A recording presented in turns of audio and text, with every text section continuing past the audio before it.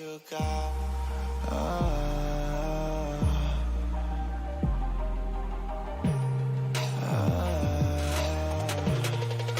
yeah, I gotta let you go. I gotta let you go. Hey, yeah, I gotta let you go. Yeah, I gotta let you go. Yeah, I gotta let you go.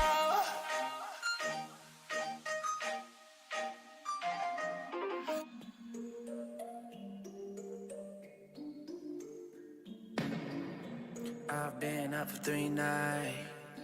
My eyes are bloodshot red. Damn, I wanna see the sunshine. It's getting to my head. One look in the mirror, don't like what I find. I know that somewhere in there there's a good guy, but he runs away at midnight. I'm sorry that I stole your car.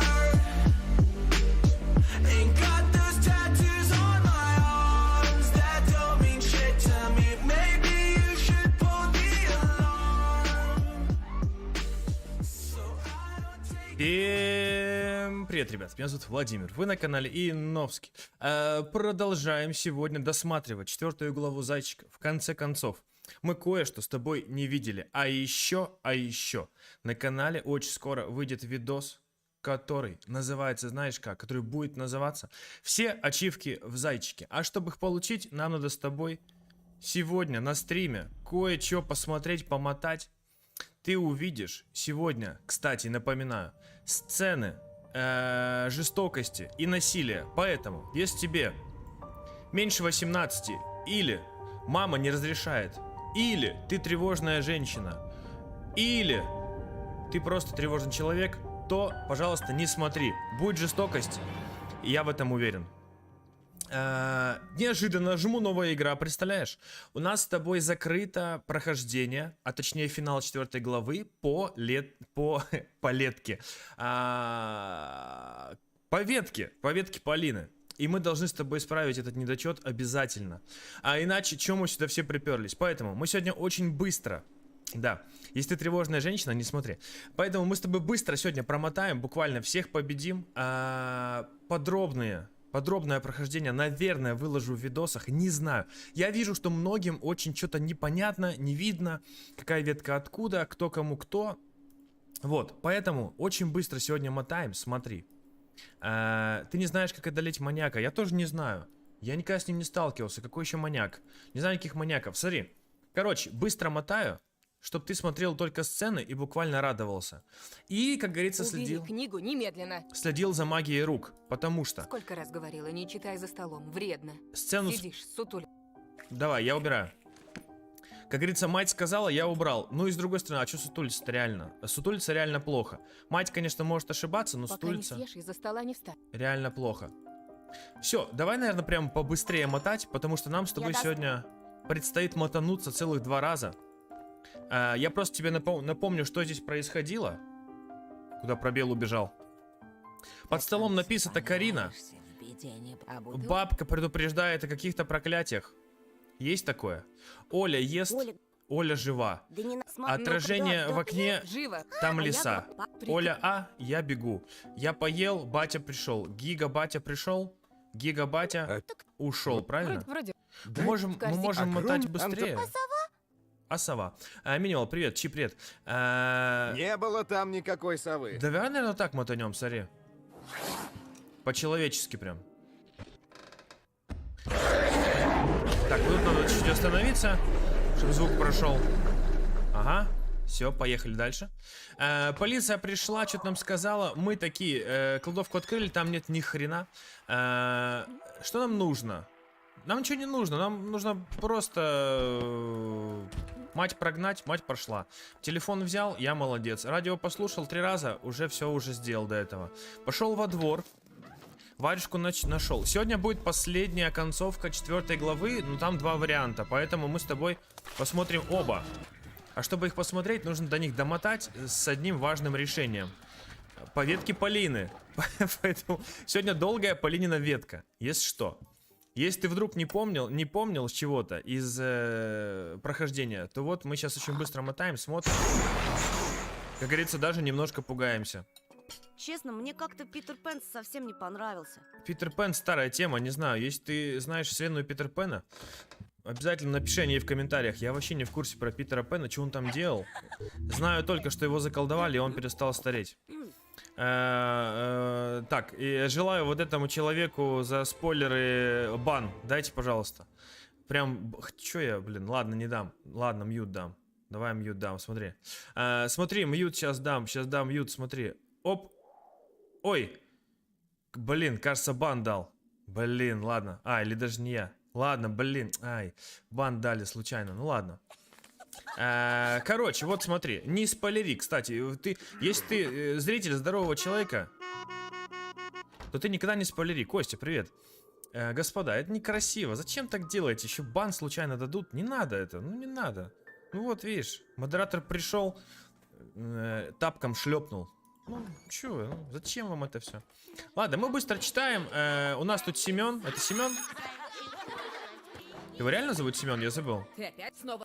Так, Лиля... Да, Семен. Что сделает? Ну, ты потом узнаешь. Так, вот здесь мы, конечно же, разбиваем прыщавую харю.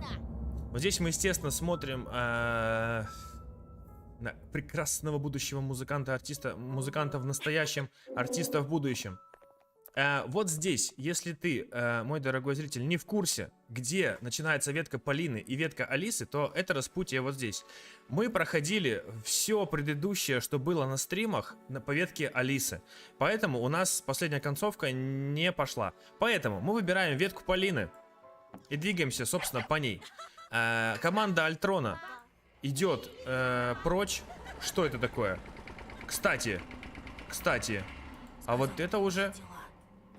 До утра юноша бился в судорогах. Вот это вот мы с тобой, кстати, не видели. Эту считалочку. Снова и снова. Давай-ка посмотрим это. Раз, два, прилети, сова. Будто ему в тайге нашептали. А к Так. рассвету он умер. Только вот шаман сказал, что он и так был мертв. Что он мертвым из лесу... Короче, мы с Полиной идем со школы. Правильно? А по ветке Алисы мы бы разговаривали с Алисой, которая выпрыгнула бы из сугроба. Ты точно не ужастен. Вот это мы не видели с тобой. Фольклор бывает пострашнее всякого кино, уж поверь. Дедушка говорит, что племя то собралось спешно, да ушло на юг. Они Так. были смелыми, если жили здесь. Конечно, мы тоже. Полина пнула сугроб сапожком. Смелыми и глупыми. Yes. И Неужели дерзкая надо какая. мертвецу явиться из лесу, чтобы до людей дошло? Дошло что? Что нужно уезжать отсюда. Yes. Есть целый мир.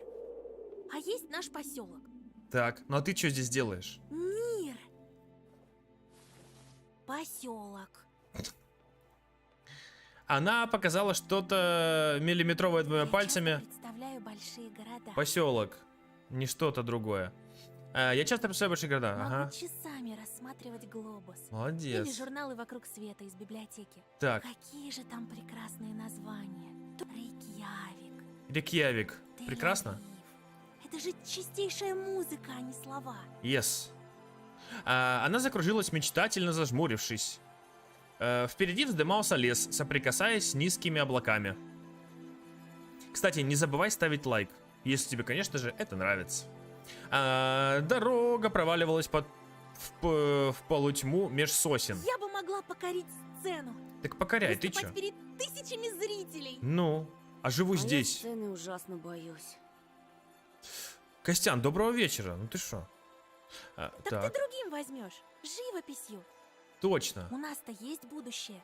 А что ждет того же Семена? Нарисуешь смерти, кровь и клубника.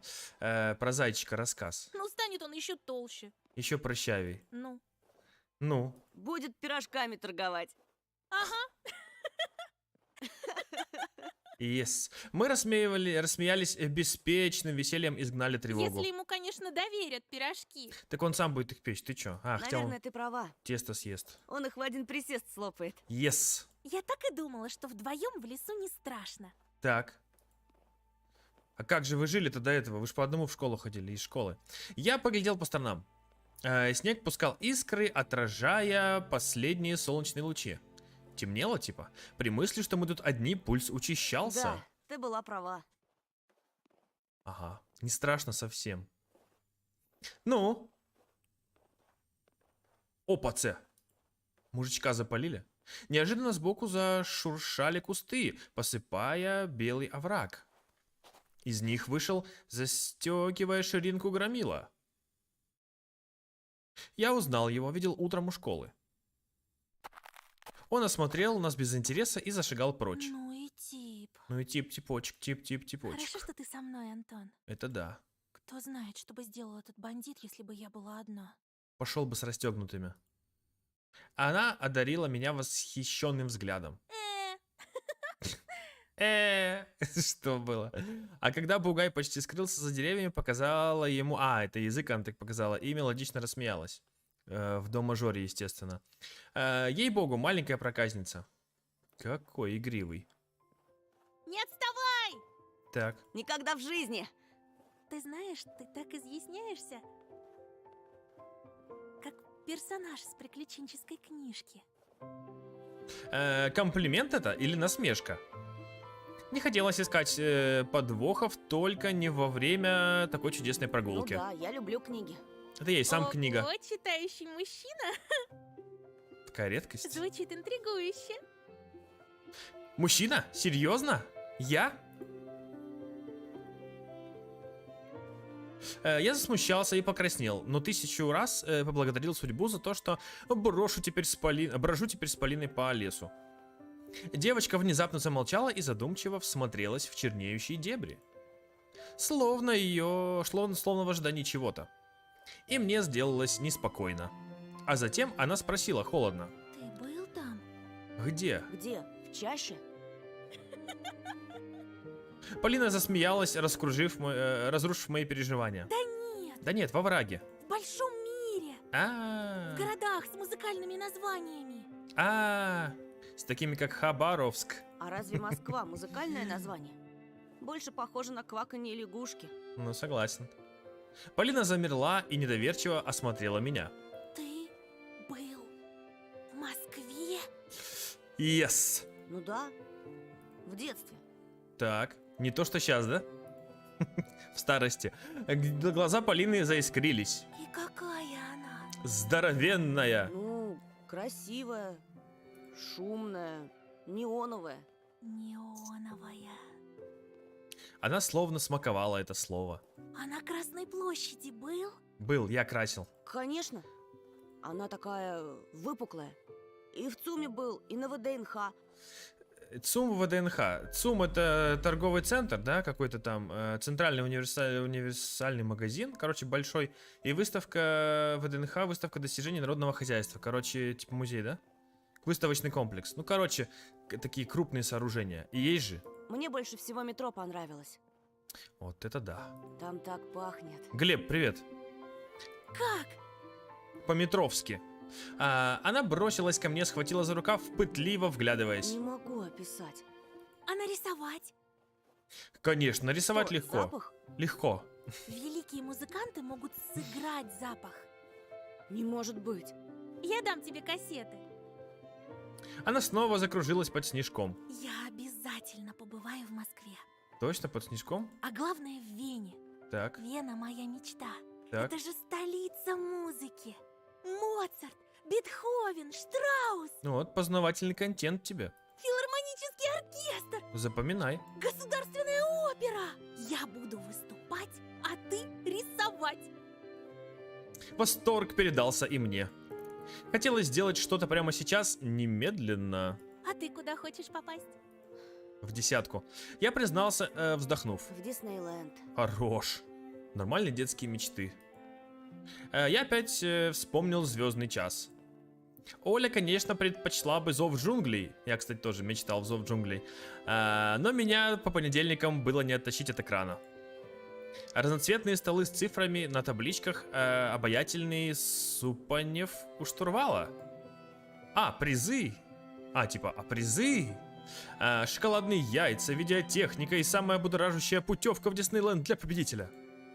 Родители обещали свозить меня туда, в страну Микки Мауса, и поначалу я верил им, а возможно, поначалу они тоже верили, но это не точно. Теперь на вопросы о путешествии они лишь отмалчивались, а меня разбирала смертельная обида. 3 слова буквально рвались из горла. «Вы же обещали!» А Полина словно угадала мои мысли. Добраться туда проще, чем нам кажется. Yes. Каждый лепит свою судьбу, как хочет. Yes.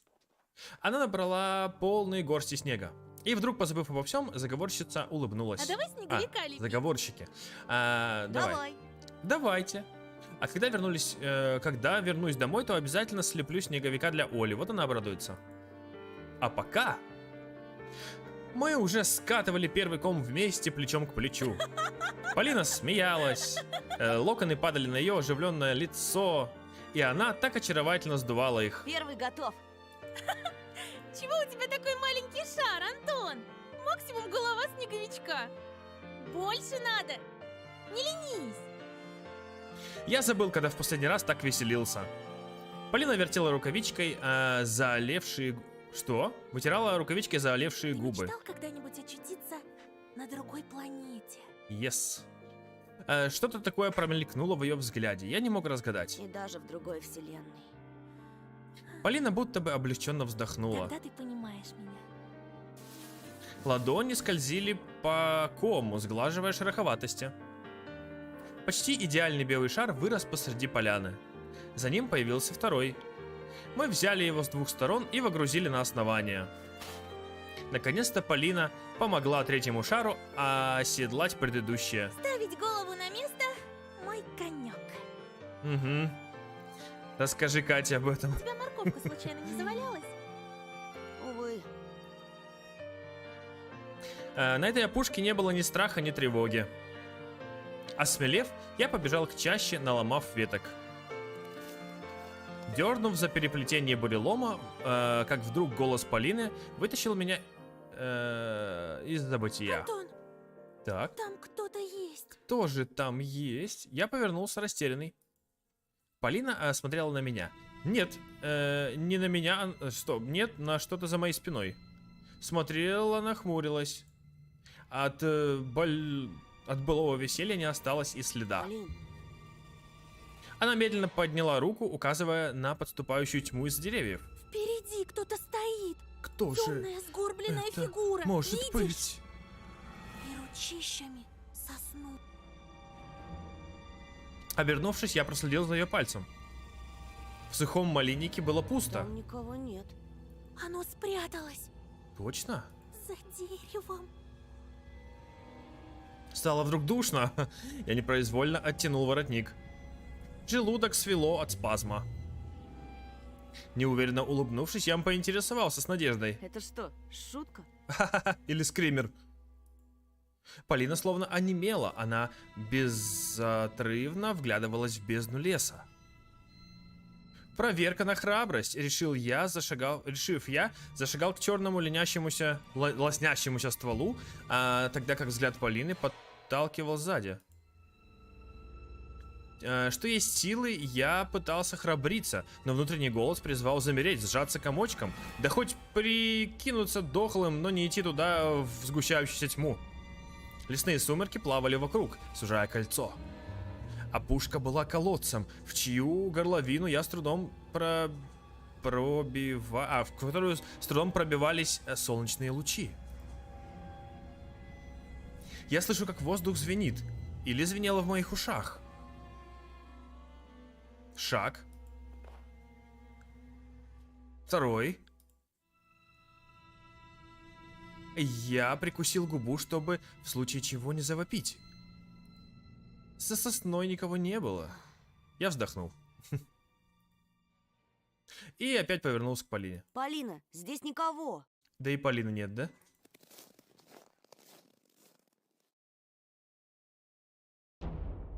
Ну, О. здорово, Антошка. Так, вот это мы уже с тобой видели. Есть же, да? Вылезли Очкарик, в зубе сарик на. легендарные фразы. Вот, окей, диалога с Полиной мы не видели. Полина ойкнула, когда подонки отодвинули ее подальше от меня. Угу. Так, вот это вот... Ага, снеговика сломали, вот этого не было. Нога на грузного Семена протаранила брюхо снеговика. Комья развалились, стали бесформенной кучей, из которой печально торчали сломанные ветки. Полина обиженно ахнула, гнев ошпарил меня кипятком. Так. Так, в нос шибанул запах пота и табака, во рту стало кисло, словно я лизал батарейку. Полин, не бойся. Окей. Я вздрогнул, когда услышал свой голос. Он был неестественным, свирепым и пугающим. Полинка-то чё бояться? Лучше за себя беспокойся. Точно. Сейчас проверим. Здоровяк сплюнул сквозь щель в зубах и резко толкнул меня так, что я впечатался спиной в дерево. Ну как? Классно, давай еще. Страшно, мудила. Очень, давай еще. Позади раздался сердитый возглас Полины. Не трогайте его! Он бешеный. Лучше бы Полины здесь не было, лучше бы она не видела этого позора. Глядите-ка, пацаны! Пацаны. Девчонка за него заступается! Да еще что? Так, окей. Ага, циклона. Конечно.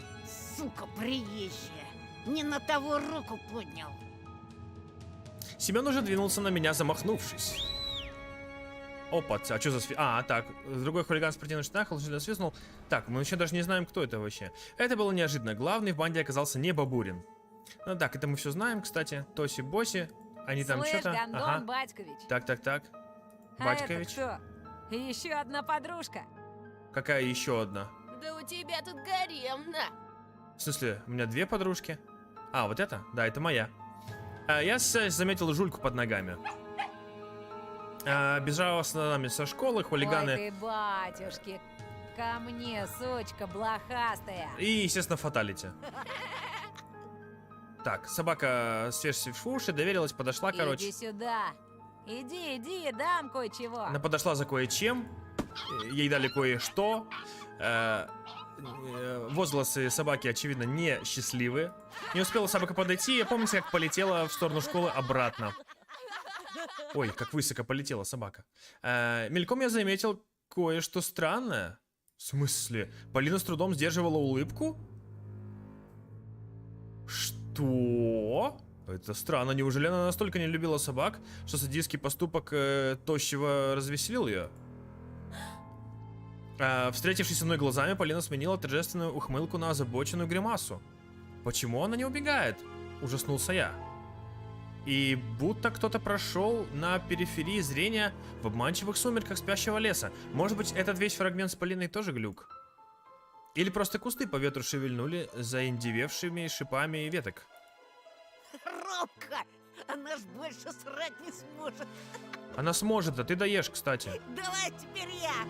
Она сейчас там как раз насрет, Второй раз ебану минус на минус даст плюс. а ты как раз поешь. Так, дворняга уже улетела, Чего естественно. ты, баран?